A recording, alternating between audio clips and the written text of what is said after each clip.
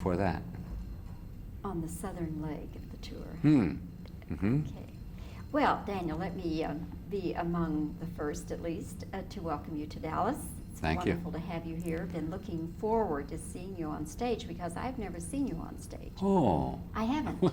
And so looking forward to that. I Never Sang for My Father, of course, was a movie that I think many people still see occasionally on television. Had you ever seen the movie, a version of Oh, this? no. No. I may never see it. I may deliberately see it, maybe in L.A. The playwright had a strong objection to the movie ever since he wrote the screenplay, for which he was nominated for an Oscar, mind you. And that is that they took the humor out. And I was talking to somebody just yesterday, in fact, who remembers the movie very well and said, "Oh my goodness, are you ever right?" And they certainly did. I said, you know, people would leave the theater if you squeezed the humor out of this play. It was a play first, of course, in 1968. 2 years later, it was made into a movie. Robert Anderson, the playwright himself, did do the screenplay, as I said. But Hollywood, of course, does whatever it pleases with anybody's material, even if the playwright himself is doing the screenplay. So he's had regrets that the movie was entirely serious.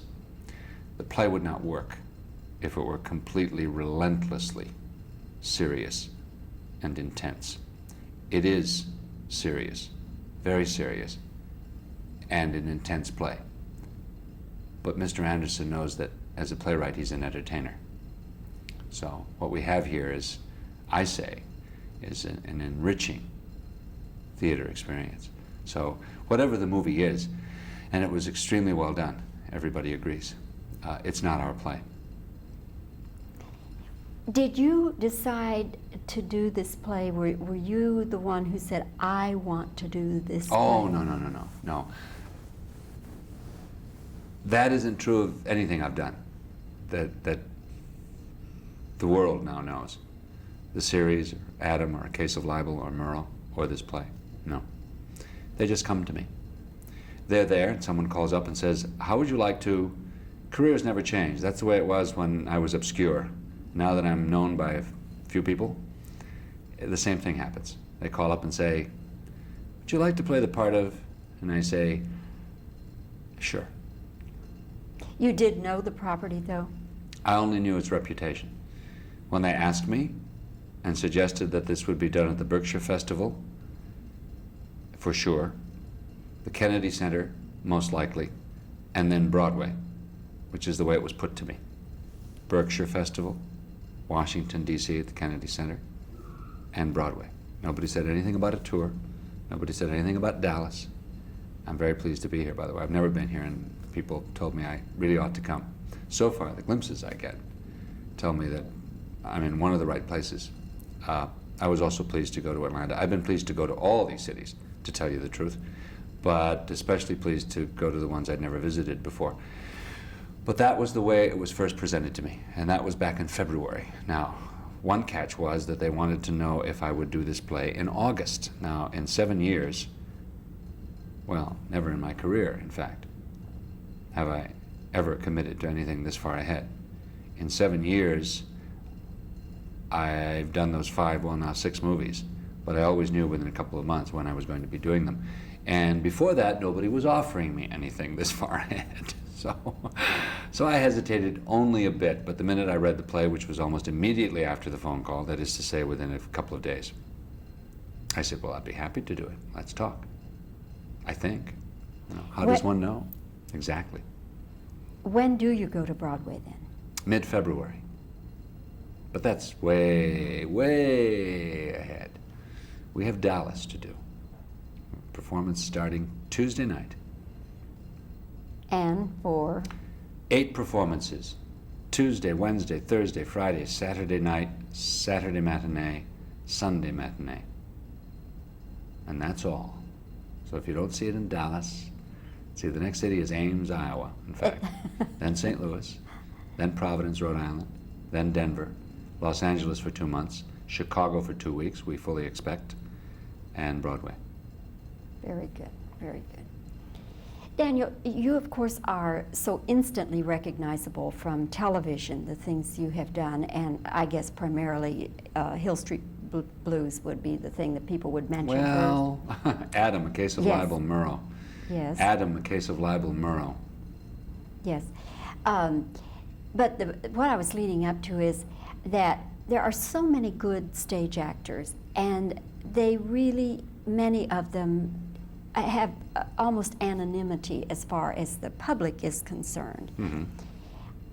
I wonder, could you have been a happy actor if you had just always had anonymity? Absolutely not. No, I used to think that maybe I was illegitimate because I wasn't one of those actors who just loved the theater and were happy acting anywhere. I wasn't ever happy acting just anywhere. I always wanted to be seen by everybody if I thought it was good enough, you know. No, many actors, what you're suggesting, by the way, I think is that it is true that many actors choose a life in the theater, or may not start out by choosing it, but eventually settle into a life in the theater and a life of relative anonymity, because even after a 20-year career, a small number of people see you compared to the number of people who see you in one television broadcast or in one release of a film around the country. I was never happy with that. Now, many stage actors would just as soon be popular too, of course. And I don't know what they do about that, but except to try to make it into film and television. So. As far as Hill Street, as you look back on it, Daniel, what sort of a contribution do you think that program made to the industry? To the industry? And to television in general? I don't have much interest in that. I don't view the industry. I selfishly view my life and my career and the lives of the people I touch. It doesn't interest me. I don't know that any movie or any show influences anything widely. It certainly was the beginning of a dynasty of success for the network, but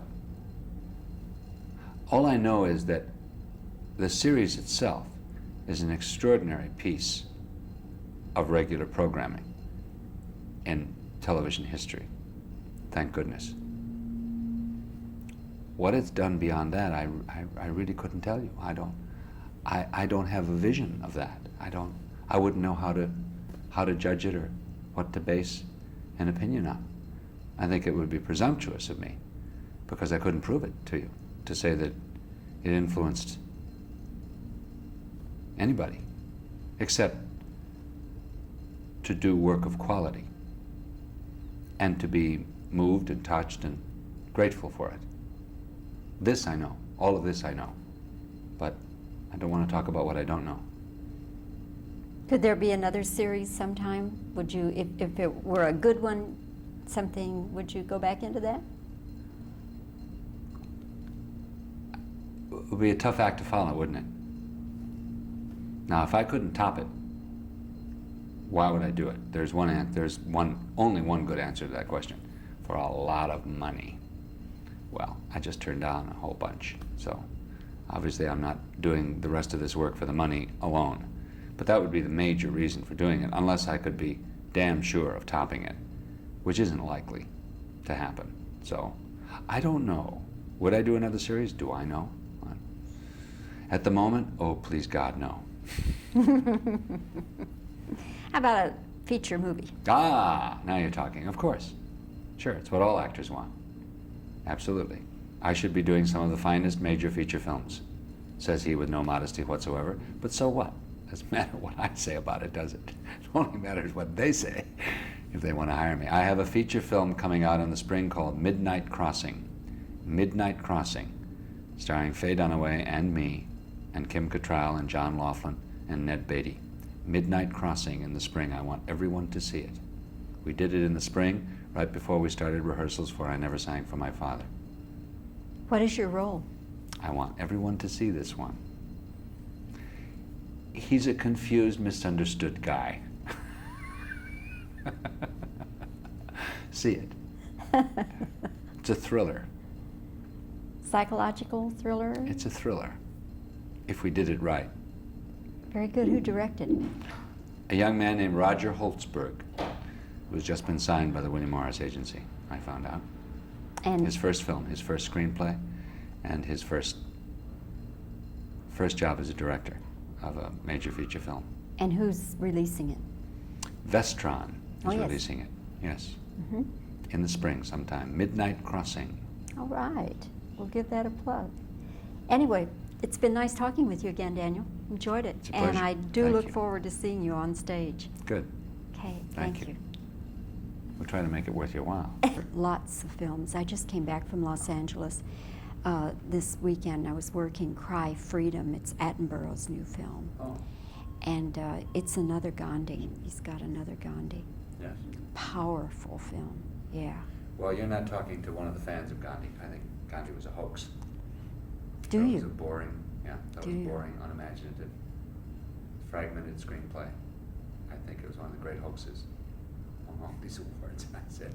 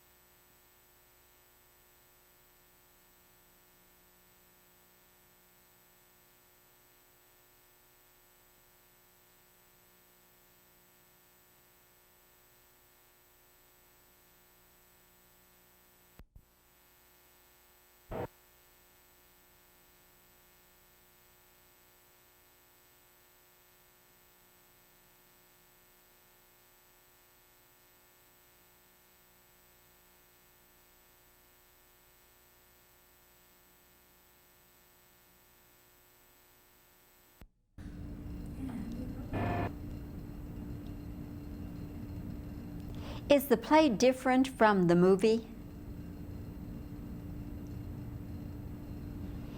Is the play pretty much like the movie was?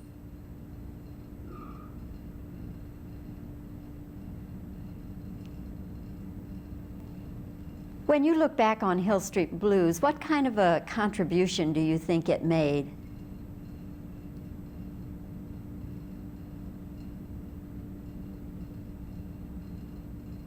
Let's see, what, he talked about the difference, left out the humor.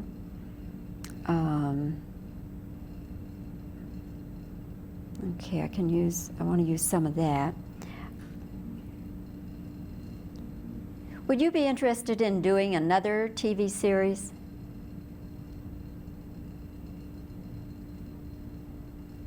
I hear you have a movie coming out.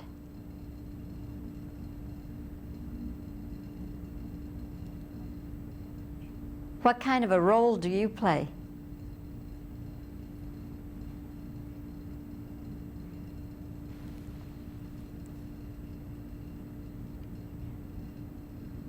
Okay, that should do it.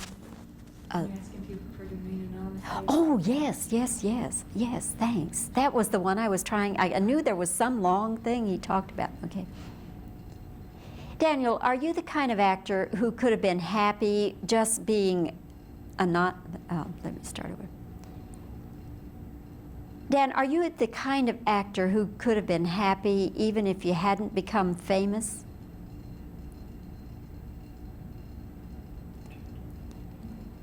Would you have been a happy actor if you had not become famous?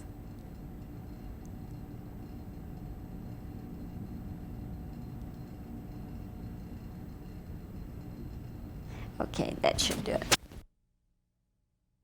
Accommodate the passengers that were left holding tickets, and that The national